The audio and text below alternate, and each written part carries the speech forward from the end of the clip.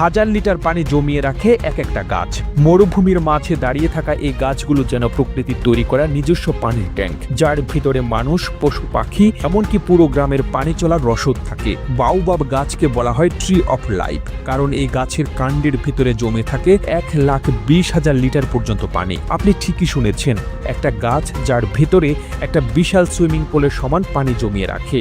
আর এই পানি গরমকালে বা খরায় ধীরে ধীরে গাছ নিজেই খরচ করে। কেউ চাইলেও বাইরে থেকে বোঝা যায় না গাছটার ভেতরে কি পরিমাণ পানি জমা আছে। বাইরে শুধু দেখা যায় বিশাল মোটা এক কাণ্ড, যার গায়ে বলি রেখা, বয়সের ছাপ আর অদ্ভুত এক শান্ত গাম্ভীর্য। এই গাছটির বৈজ্ঞানিক নাম অ্যাডামসোনিয়া। পৃথিবীতে প্রায় 9 প্রজাতির বাওবাব গাছ পাওয়া যায়। এর মধ্যে 6টি আছে মাদাগাস্কারে, 2টি আফ্রিকায়। এই গাছের কাণ্ড অনেকটা সিলিন্ডারের মতো, যা 30 মিটার পর্যন্ত লম্বা হতে পারে এবং তার চারপাশে 20 থেকে 25 মিটার মোটা। গাছটার গায়ে হাত দিয়ে দাঁড়ালে মনে হয় যেন কোনো পাহাড়ের গায়ে দাঁড়িয়ে আছেন। কিন্তু পানি জমে কিভাবে? বাওবাব গাছের কাঠ একেবারে স্পঞ্জের মতো। বৃষ্টির মৌসুমে এই গাছ তার ঝাল ও কাঠের মধ্যে প্রচুর পানি শুষে নেয় এবং কাণ্ডের গভীরে জমিয়ে রাখে।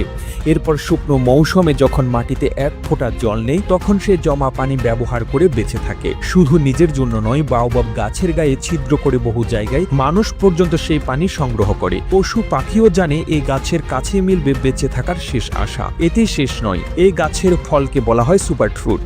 বাওবাব ফলের মধ্যে প্রচুর ভিটামিন সি, ক্যালসিয়াম, আয়রন আর ফাইবার থাকে। পশ্চিমা দেশগুলোতে এখন এই ফল শুকিয়ে পাউডার বানিয়ে বিক্রি হয় কোটি টাকার হেলথ ইন্ডাস্ট্রিতে। আফ্রিকার মানুষ এই ফল খায় সরাসরি, আবার কখনো তা দিয়ে রস তৈরি করে, কখনো শিশুর দুধে মিশিয়ে দেয় পুষ্টির জন্য। বাওবাব গাছ শুধু পানি নয়, এর ছাল দিয়ে বানানো হয় দড়ি, কাপড়, এমনকি নৌকা পর্যন্ত।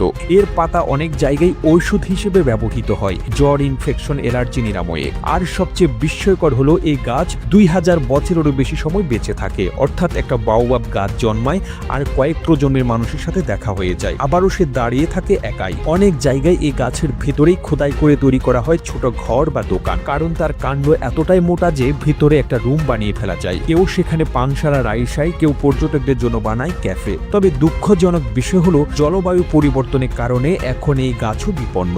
অনেক শতবর্ষীয় বাওবাব গাছ গত 20 বছরে মারা গেছে। বৈজ্ঞানিকরা বলছেন ক্রমাগত তাপমাত্রা বৃদ্ধির কারণে এই গাছ তাদের শরীরে পানি ধরে রাখতে পারছে না, ফলে ভেতর থেকে শুকিয়ে গিয়ে একসময় ভেঙে পড়ছে। প্রতিবেদনটি তৈরিতে তথ্য ও উপাত্তের সাহায্য নেওয়া হয়েছে দূরবীন ডেইলি নিউজ নামক ফেসবুক পেজ থেকে। আর এতক্ষণ আপনারা সঙ্গে ছিলেন বিশ্ব বাংলার। সেই সঙ্গে আপনি বাংলাদেশের কোন জেলা থেকে এই ভিডিওটি দেখছেন আমাদের কমেন্ট করে জানান।